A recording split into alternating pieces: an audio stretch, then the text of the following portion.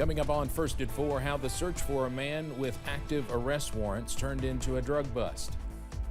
And the latest on the Israel-Hamas war and the United States potentially making a multi-billion-dollar sale to help Israel.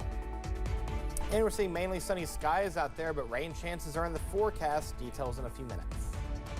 Dedicated to Eastern and Southern Kentucky, this is WYMT Mountain News First at 4. Good afternoon, I'm Steve Hensley. First at 4, a Letcher County man is facing multiple drug charges. Police say they were searching for wanted fugitives when they came across a suspected drug deal taking place. WYMT's Chandler Wilcox tells us how police say that led to the man's arrest. Police say the incident happened on Orchard Road in Whitesburg. Multiple officers were looking for suspects with active arrest warrants. While searching, they found meth and fentanyl and what Sheriff Mickey Stein says appeared to be a drug deal. Once we went in the barn slash buildings, we're calling it, and searched that area, we found what we believe a crystal-like substance that is approximately 167 grams of methamphetamine and 11 grams of fentanyl. Police arrested Robert Brown of Whitesburg, who they said was staying in the barn and was one of the wanted fugitives. Brown now faces multiple drug charges. Stein says they will take the drugs to a Kentucky State Police lab to further analyze them. In Letcher County, Chandler Wilcox, WYMT Mountain News. Robert Brown is being held at the Harlan County Detention Center. Coming up at 6, we'll take a closer look at what police say happened at the scene.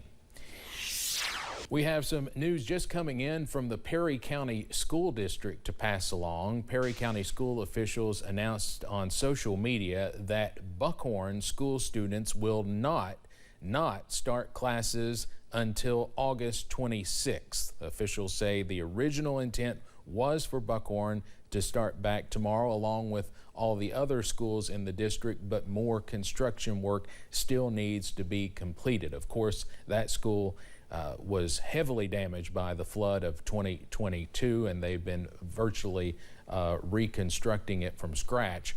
Now, again, Buckhorn will not start on time tomorrow, but all other schools in the district will start tomorrow in Perry County.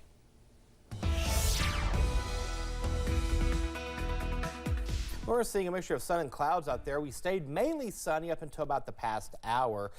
Temperatures right now are in the 80s. You can see outside right now here in downtown Hazard. Again, a little bit of cloud cover out there right now. We're sitting at 86 in Hazard, 83 Jackson, 87 is the temperature in Prestonsburg. Pikeville, good afternoon. You're at 86, 88 in Somerset, 83 in Monticello. We are warmer as compared to this time yesterday. 4 degrees warmer in Jonesville as well as Williamsburg, 2 degrees warmer in Monticello, 4 degrees warmer in Somerset, 2 degrees warmer in Lexington, 1 degree cooler though in Jackson. All is quiet right now in live pinpoint Doppler radar. We are seeing a few false returns being picked up, but that's about it in terms of anything. Next 12 hours keeps temperatures in the upper 70s by the 7 o'clock hour, upper 60s, low 70s by the time you join us tonight for Mountain News at 11, mid 60s by 5 a.m. When you wake up in the morning, we'll see temperatures in the 50s and 60s, 66 in Prestonsburg, 64 in Moorhead, as well as Jackson, 60 in Irvine, as well as London, upper 50s from Monticello over towards Manchester. Now the question is, how will the rain chances impact your weekend? I'll have that answer in the First Alert forecast in a few minutes. Steve. All right, thank you, Eric. The Biden administration says it expects a ceasefire and hostage release negotiations to go ahead as planned, despite a decision by Hamas not to attend. The White House adding that CIA Director Bill Burns and U.S. Middle East Envoy Brett McGurk are to represent the United States at tomorrow's meeting. CBS's Bradley Blackburn has the latest developments. A wounded man ran from the site of an Israeli strike on southern Lebanon Wednesday. Mr. Hochstein. The same day, U.S. Special Envoy Amos Hochstein arrived in Beirut to encourage government leaders to tell Hezbollah not to escalate tensions that could lead to an all-out war. Iran and its proxies have threatened retaliation against Israel for weeks following the recent killings of senior Hamas and Hezbollah leaders. On Tuesday, Hamas released video of rockets launched towards Tel Aviv, though Israel's military said they did not reach their targets. Hamas announced it will not send a delegation to Thursday's planned ceasefire and hostage release talks. A top Hamas official telling the Associated Press the group is losing faith in the United States' ability to mediate a deal that would bring an end to the 10-month-old war that has caused massive death and destruction in Gaza. President Biden vowed Tuesday to press on despite the difficulties. I'm not giving up. Israel still plans to send a delegation to the negotiations, even as Israel's military chief vowed to keep increasing the pressure on Hamas until the remaining hostages are released.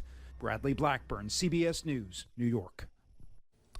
U.S. State Department officials approved a potential weapons sale to Israel for roughly $20 billion. The anticipated sale includes F-15 fighter jets, missiles, explosives, and more. Yesterday, Congress was notified of the Justice Department's approval. Now lawmakers have 30 days to block the sale or let it proceed. If the sale is approved, it will be years before the weapons are delivered. The aircraft are not expected to be delivered until 2029. Coming up on First at 4, a new program hosted by the Appalachian Arts Alliance is hoping to showcase how limitless dance can be.